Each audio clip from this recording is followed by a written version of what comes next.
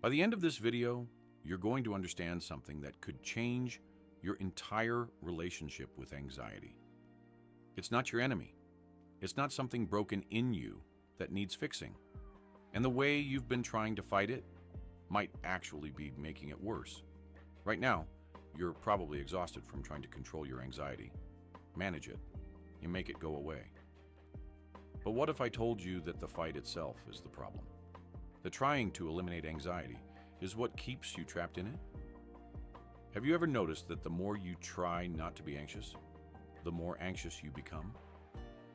You tell yourself to calm down, to stop worrying, to just relax, and it intensifies. Your heart races faster. Your thoughts spiral harder. The anxiety grows stronger. There's something strange about anxiety. It feeds on resistance. The harder you fight it, the more power you give it. But here's the paradox. Acceptance doesn't mean giving up. It means something far more powerful. So how do you actually live with anxiety? And what does improvement look like when fighting it doesn't work? Let's start with what anxiety actually feels like. Because if you live with it, you know it's not just feeling worried. It's waking up with your chest already tight. It's the constant undercurrent of dread that something bad is about to happen, even when everything is objectively fine. It's your mind spinning through worst-case scenarios, catastrophizing every decision, anticipating every possible way things could go wrong. It's physical. Your heart pounds, your breath shortens, your stomach churns, your muscles tense. Your body is in fight or flight mode, preparing for a threat that isn't actually there. And here's what makes it so exhausting. It's constant. It's not just occasional worry. It's a persistent hum of unease that colors everything. You're tired from being on high alert all the time, from monitoring every sensation, from trying to control the uncontrollable. But here's the truth. This isn't weakness. This isn't you being broken or dramatic or overreacting. This is your nervous system doing exactly what it's designed to do, protect you from danger. The problem is, it's protecting you from dangers that don't exist. Now let's talk about what you've probably been doing, fighting the anxiety, trying to make it stop. You tell yourself to calm down. You try to think positive thoughts. You avoid situations that trigger it. You distract yourself.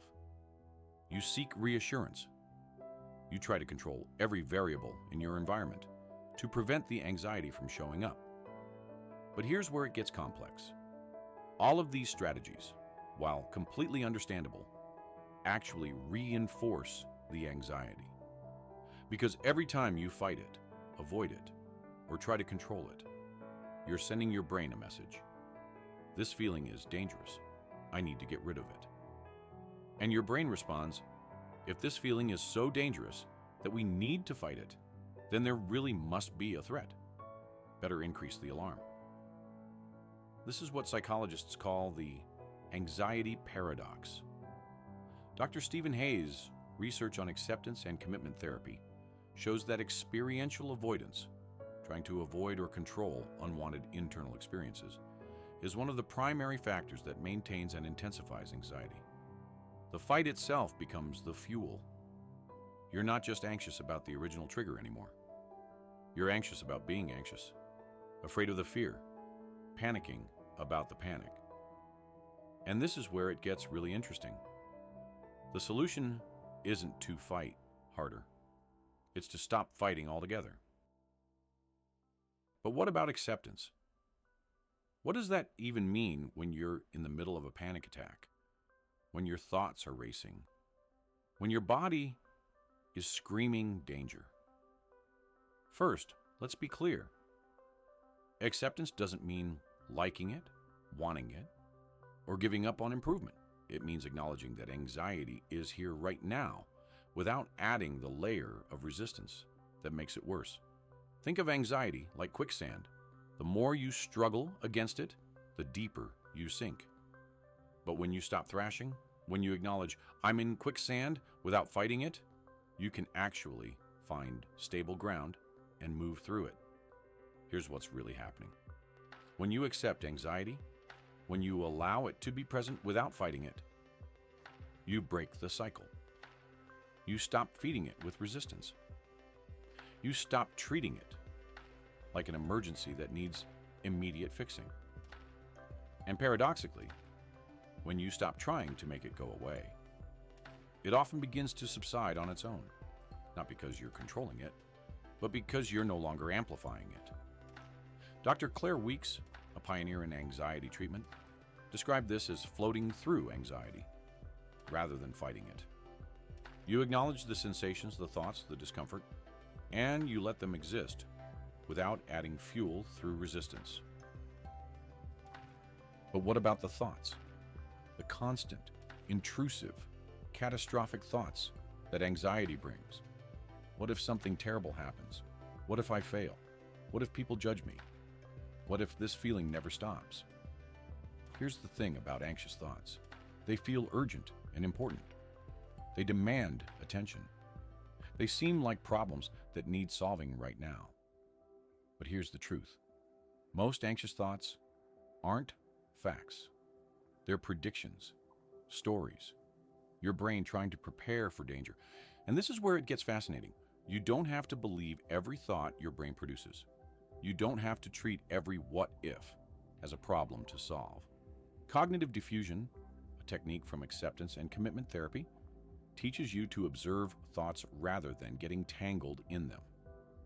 Instead of, I'm going to fail, being a fact you must address, it becomes, I'm having the thought that I'm going to fail. That small shift creates distance. The thought is still there, but you're not fused with it.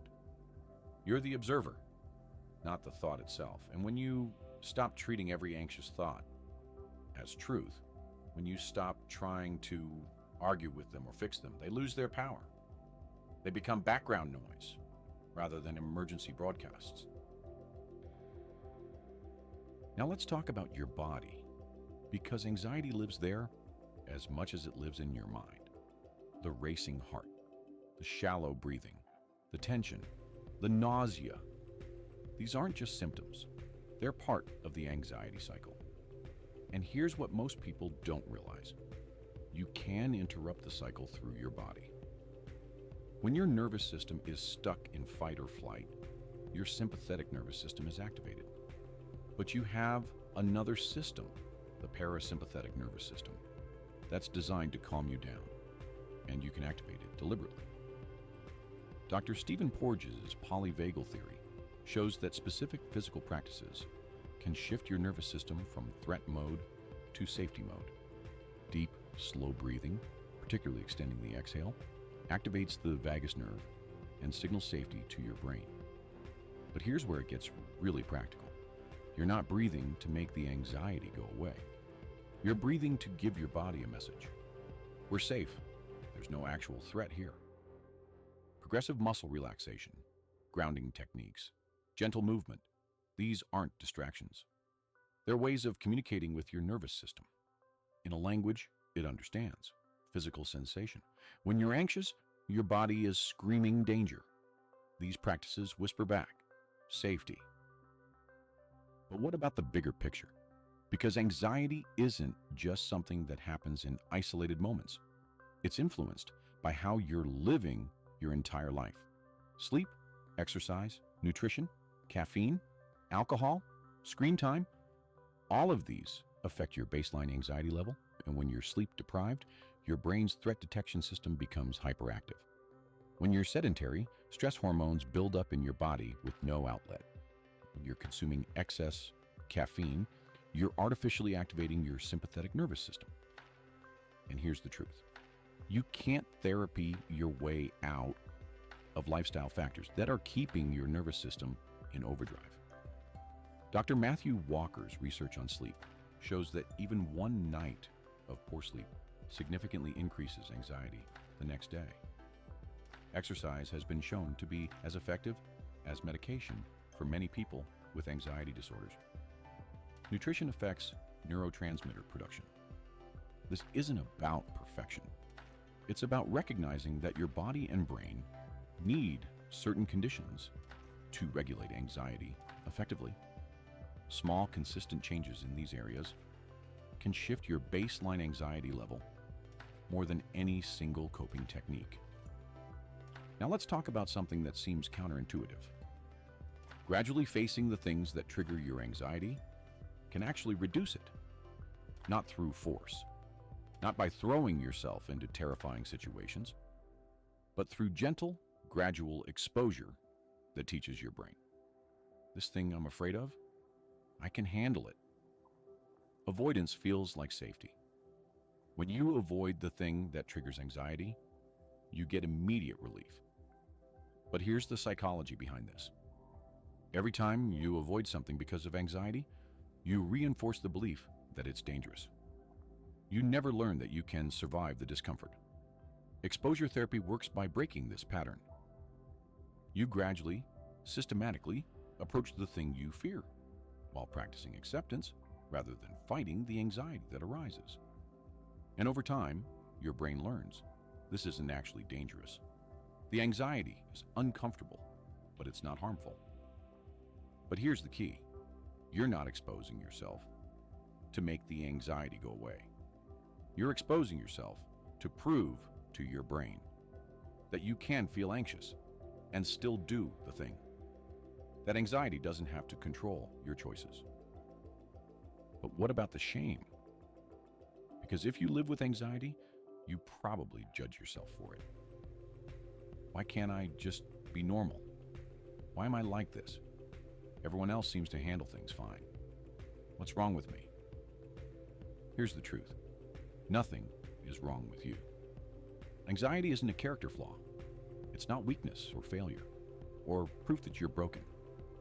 It's a nervous system response that, for various reasons, genetics, past experiences, current stressors, is more easily triggered in you than in some other people.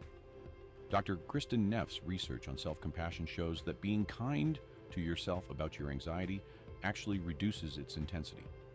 When you judge yourself for being anxious, you add a second layer of suffering on top of the first. But when you respond to anxiety with compassion, this is really hard. Anxiety is painful. I'm doing my best. You create safety instead of shame. And in that safety, anxiety has room to settle. So what does improvement actually look like when you're living with anxiety? It's not about never feeling anxious again. It's about changing your relationship with it. It's about building a life where anxiety is present sometimes, but it doesn't run the show. It's noticing when anxiety arises and responding with, "There it is. I know this feeling. It's uncomfortable, but I'm safe." Instead of, "Oh no, not again. I need to make this stop right now." It's gradually doing things that matter to you, even when anxiety shows up. Not because the anxiety is gone, but because you're willing to feel it and act anyway. It's recognizing early signs and using your tools, breathing, grounding, self-compassion, not to eliminate the anxiety, but to move through it more skillfully. And maybe most importantly, it's building a life that supports a regulated nervous system. Sleep, movement, connection, meaning. These aren't luxuries, they're foundations. Remember what I promised at the beginning? That anxiety isn't your enemy, and fighting it makes it worse. Here's what I need you to take with you.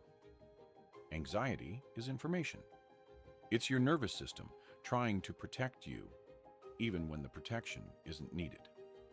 And improvement doesn't come from winning the fight against it. It comes from accepting its presence, from learning to coexist with discomfort, from building a life where anxiety exists but doesn't control you. You're not broken. You're not weak. You're not failing at being human. You're living with a sensitive nervous system in a world that can be overwhelming, and you're doing your best. The path forward isn't about perfection. It's not about never feeling anxious again. It's about developing a new relationship with anxiety, one where you can feel it and still live fully. You can be anxious and brave, anxious and capable, anxious and whole. The anxiety doesn't have to go away for you to be okay. You already are ready.